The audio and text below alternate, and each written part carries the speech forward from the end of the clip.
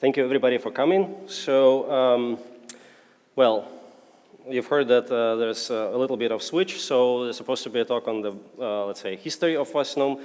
I was actually planning to start from there, but now we'll have to improvise a little bit. So, okay. So my name is Sasha, or Alexander Govyadinov is, well, Alexander and Sasha is the same in Russian, so it's a short name. That's the first take-home message, I guess. Yeah. Okay, so, and I will go with the sort of tutorial or explanations of the basics of s-SNOM, right? And this is the technology which is in the core of a neaSNOM. Yeah? So this is essentially what's inside of a neaSNOM. Yeah? So s-SNOM has three parts. You know, one part is the light source. It could be CW or single wavelength, tunable laser, and so on. It could be broadband radiation, typically used for spectroscopy, or it could be ultra broadband, which is a synchrotron, for instance. Yeah? Then the second part is, we don't have the pointer, no? I guess I can do it this way, no? Well, okay. So the second part is essentially the interferometer itself. So the point of interferometer is to split the beam and recombine it at the detector while controlling the delay between the two beams. Thank you. Excellent.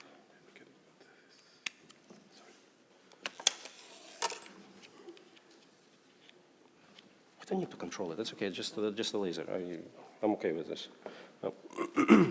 Okay, and the third part is, of course, the AFM. Yeah? So what the light source does, it provides the illumination, you know, which is then split up, reference arm, sample arm, and that's actually the unique feature of s-SNOM. So the AFM and the sample is located in one of the sample arms.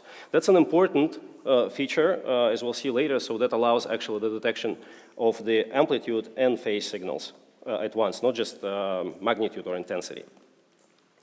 Okay, now the basic principle. So what happens with this light? Why do we have the resolution? So, and the reason for that is because the light, which is focused by the parabolic mirror onto the tip, essentially is captured by the tip and focused down to the tip apex, creating a hot spot. Okay? This hot spot, because the tip is sharp, so the hot spot is very well localized. So to the scale of 20 whatever nanometers. Well, essentially it's on the localization scale of the tip radius. Yeah? So this is actually the reason why neaSNOM is able to provide the nanoscale resolution. Okay? Now what happens if you put the sample into this hot spot? The tip and the sample start interacting, electromagnetically of course. Yeah? And that modifies the backscattered light from the tip. Okay, so the tip captures the light, interacts with the sample, and then scatters back, and this scattering is detected then at the detector. Of course, the scattering depends on what the sample is, what the properties of the sample are. And this is why the properties of the sample are encoded in the scatter signal. This is a basic principle. But, there's always a but, right? So let's look at, this is an SEM picture of a tip, of a standard tip. So you see, it's quite a large structure, right? So it's not a small particle, it's not some micrometer long object. Yeah? This is a beam, typical beam for infrared s-SNOM, which has at the waist around 10 micrometers, at least. Yeah? So you see that besides the tip or its apex here, the small sharp needle, everything else also falls into this beam, and it scatters back, right? And that, of course, creates a huge background.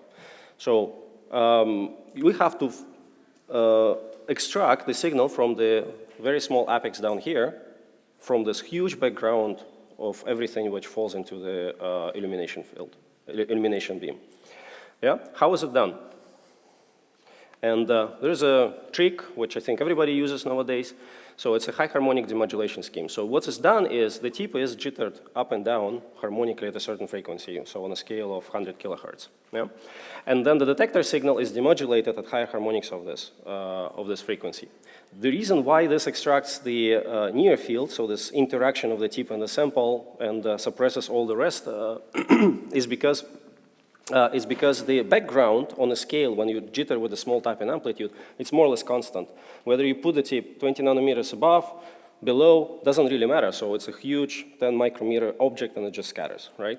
But the interaction between the tip and the sample depends strongly on the distance, okay? So it gets into the higher harmonics and that allows us to extract the signal, yeah? Would it be it? is it enough? So essentially sharp tip and high harmonic demodulation give us a nanoscale resolution. Is it so? It turns out that not quite. And this is something which is important in the s-SNOM technology. So actually the detector measures not the field, yeah, but the intensity, right?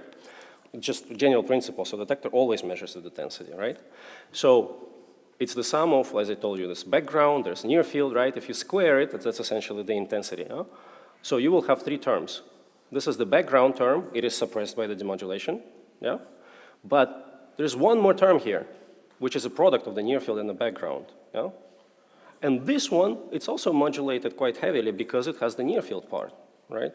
So this term, I mean this background term is called multiplicative background. The reason for that is because it's a product of the near field and the background, right?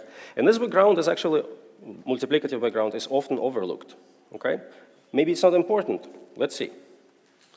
So this is one of the examples on a test sample, which is essentially several, like it's a periodic array of squares made of silicon dioxide. So this is the silicon dioxide square, this is the silicon substrate. Well, actually this is the substrate. These are, as far as you know, so some thin layers of silicon dioxide also. The point here is that you can clearly see this squares of silicon dioxide. Yeah, you can check the resolution if you do the line scan across, and so on. This is what you will get if you fully suppress the background, and this is how the image should look like. Yeah? Now, if you don't suppress the multiplicative background, this is what you might see, okay? So this is not, this image doesn't show you the local properties of the material. It just shows you some interference artifacts, yeah? Okay? Then the second example here, for instance, this is a sample which has, well, it's two crystalline phases of the same material, silicon carbide. You see that there is only two parts. Yeah? This is the proper image which you should see on this sample. Yeah? So you see the contrast. This one is brighter. This one is a little bit darker. Yeah? But now, if you don't suppress the background or if you don't use the proper technology, then suddenly you might see something like this. How do you interpret this? So is it 6 different materials or different phases of the same material? Yeah? Or is it, well, can you quantify, let's say, the signal here and here? Because it changes. So the upper part here versus the bottom part here is not the same contrast as here, for instance, or there. Yeah? So in other words, multiplicative, suppression of the multiplicative background is very important. It can cause the artifacts, major artifacts in imaging. It can cause, well, essentially misinterpretation or inability to quantify the signal, in other words. Okay, how is it removed? So remember, I told you that there is an interferometer, right? And we will make use of the fact that there is an interferometer. So with jitter, the reference mirror harmonically also, yeah? And then we demodulate the detector signal at the sum frequency of the tip tapping plus the jittering frequency of the mirror. Okay? This is a so-called pseudo-heterodyne technique, and this is what happens. So now we have to add the reference, of course. Yeah? So we have a bunch of terms if we square it, yeah? So basic algebra. But only one term here will be modulated at the mirror jittering frequency and the tip jittering frequency, right? So only one, and this is this product of near field times the reference, yeah?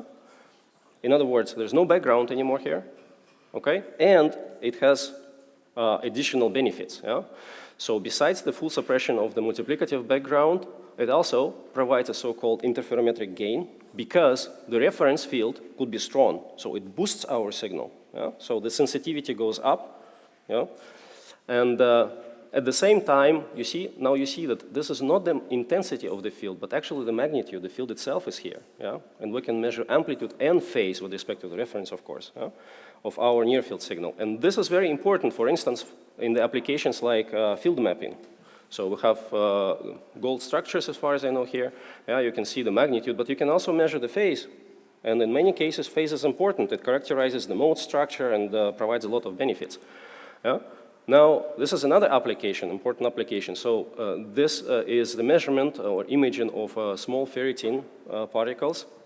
So they're only 12 nanometers in diameter, so they're super small. Yeah?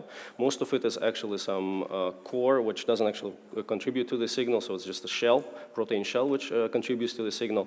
So it's quite challenging to detect those particles, yeah? And this is where the interferometric boost becomes handy. And at the same time, I'll tell you later why, but phase relates to the absorption of the material. And that allows us, in other words, detection of phase allows us to directly measure the absorption in the particle. Yeah? Here, it's actually a very interesting example because here in the AFM topography, you see 3 particles. Here, it's only 2. Yeah? Only 2 of them are ferritin. And this is because we're able to collect the optical absorption. We can say, hey, these are ferritins and this is something else. Okay? Okay, so this is kind of a short summary of some detection modes. So these are detection modes which provide the multiplicative background suppression. Some of you might have heard of pseudo-heterodyne. That's probably the golden standard of s-SNOM nowadays. Then there is also 2 more methods, high-speed holography, phase shifting. Yeah, so the good thing for us, at least, that all 3 of them are patented, and there's proprietary modes for neaspec technology. Yeah, and this is just a reminder what happens if you don't suppress the multiplicative background and you don't use the proper detection modes. Okay, how much time do I have? No? I'll try to be quick and go a little bit into the spectroscopy part. Yeah? So I will be talking about mid-infrared frequencies, and the reason for that is because they contain resonances corresponding to molecular vibrations or lattice vibrations, and that allows people to do the spectroscopy, yeah, and spectroscopically identify materials. Yeah? So, of course, there are far-field techniques which allow to do it, FTIR, you probably have heard about it. Now, what we have also a technology which is called nano-FTIR. This is pretty much a complete analog of far-field FTIR. It, once again, utilizes s-SNOM platform, so it's an interferometer. So we use broadband source. This is how we get the spectrum, because we have to have a bandwidth in the signal. Yeah? And at the end, once again, because we're detecting phase and amplitude, we can actually measure at the same time the reflectance and the absorption spectra, right? And they're nanoscale localized because we have the tip and suppression of the background and so on. So this is a comparison between far-field FTIR and nanoscale nano-FTIR. Yeah? So you see there's a very good correspondence between the peaks in terms of magnitude, in terms of shape between the 2. Yeah? So here you would have to use 2 techniques to measure absorption and reflectivity. In s-SNOM or nano-FTIR, you get these 2 measurements at once. Okay? This is how you can utilize spectroscopy, of course, for identification of materials. So this is a sample here. This is actually the phase image overlaid with the topography. You see that there's something here. There's also something different here. But what? Who knows? Mechanically, it's impossible to identify. But if you take the spectrum here and there on the particle, you immediately see that they're different. Yeah? And you can just go through the database and search and see, okay, so these are the bonds, and this corresponds to the signature of PMMA, and this corresponds to the signature of PDMS. Okay, so this is nano-identification of materials with the resolution of 10 nanometers. This is another example, but I should probably skip it, otherwise we'll be really off schedule. Just maybe a quick couple words. So this is an antenna, boron nitride antenna actually, and you can utilize nano-FTIR to map the fields of this antenna, right? And what you get if you, let's say, take a spectrum at every point along the axis of the antenna, yeah, and plot it. So this is the frequency, this is the position. You will immediately capture the whole mode structure of the antenna. So it completely characterizes the fields of the antenna, which in many cases becomes important when you try to optimize, scattering or emission, or you use it for nonlinear properties, for generation higher harmonics, and so on. Okay, that brings me to the essentially conclusions. So I hope that I convinced you that s-SNOM, well, convinced, I sketched that s-SNOM is a universal platform which can be used both for material sciences and for field mapping. Yeah? So Andy will follow up with more applications, how you can use it, where, and so on. Then I also hope I convinced you that it's important to properly suppress the background. Okay, so if the background is not suppressed, you'll get the image, or you can get imaging artifacts. And finally, there's a thing which is called nano-FTIR, and it can be utilized for material identification at the scale of 10 nanometers. So, thank you very much. That brings us to the questions.